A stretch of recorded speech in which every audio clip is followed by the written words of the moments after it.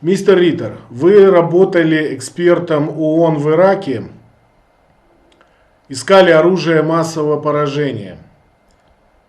Вторжение в Ирак в 2003 году стало возможным благодаря выступлению Колина Пауэлла в ООН, когда он потрясал пробиркой с белым порошком.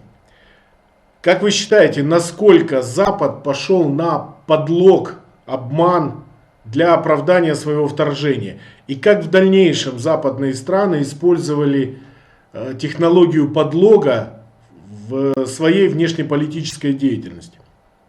When you say forgery, I think what you're saying is the misrepresentation of the reality of Iraqi weapons of mass destruction. Let's be clear. Iraq had weapons of mass destruction.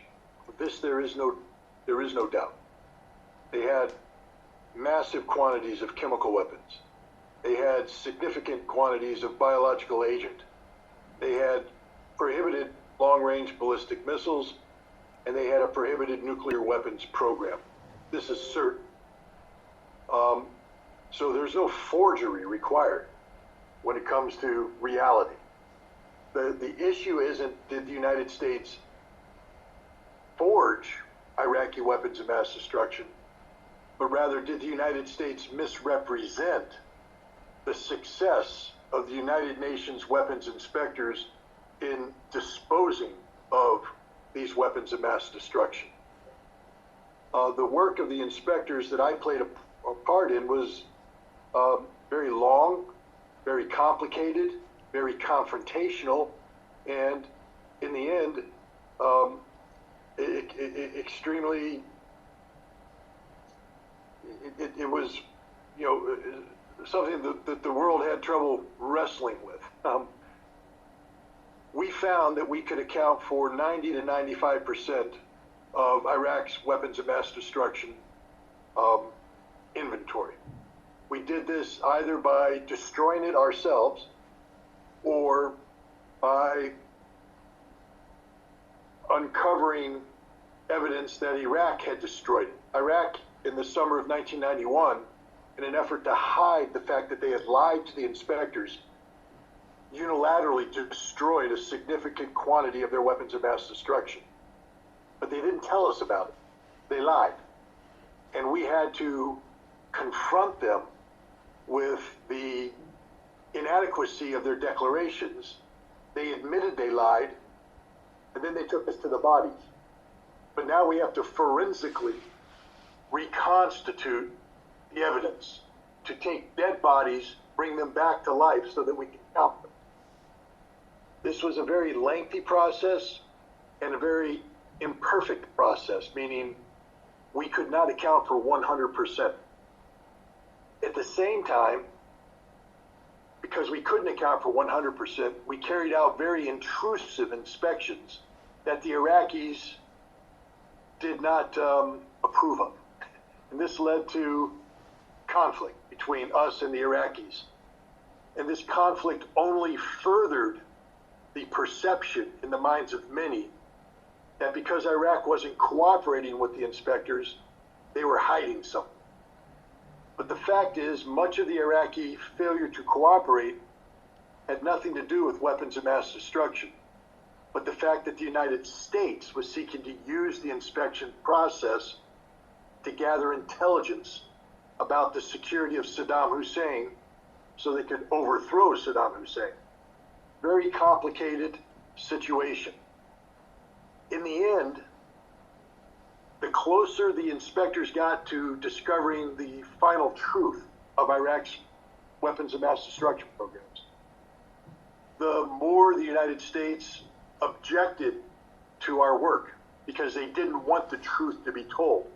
And that's what ultimately happened.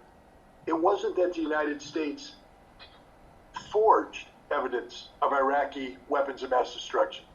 It's that the United States refused to allow the truth about the disposition of Iraqi weapons of mass destruction to be told, and instead facilitated an incomplete story a story that was based upon the wrong assessment that Iraq was holding on to weapons when we could prove that Iraq wasn't holding on to weapons.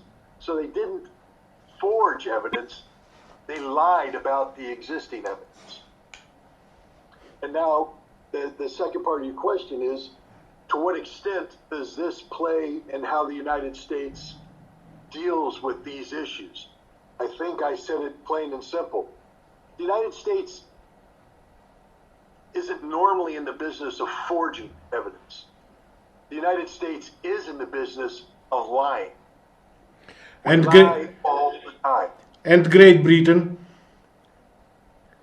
Oh, of course, the British are the same.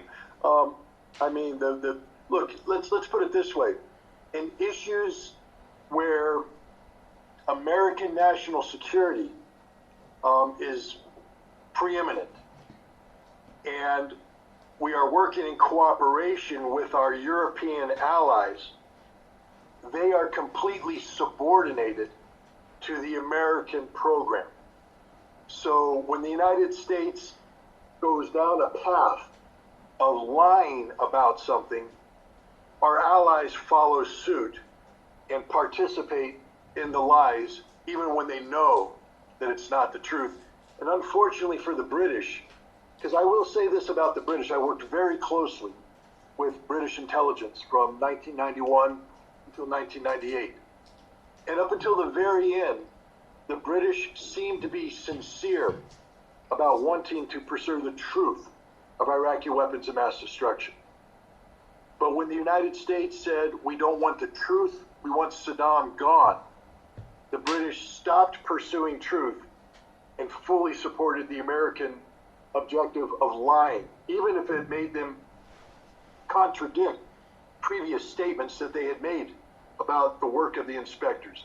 The British, unfortunately, I mean, to use a colloquialism, are very much an American poodle.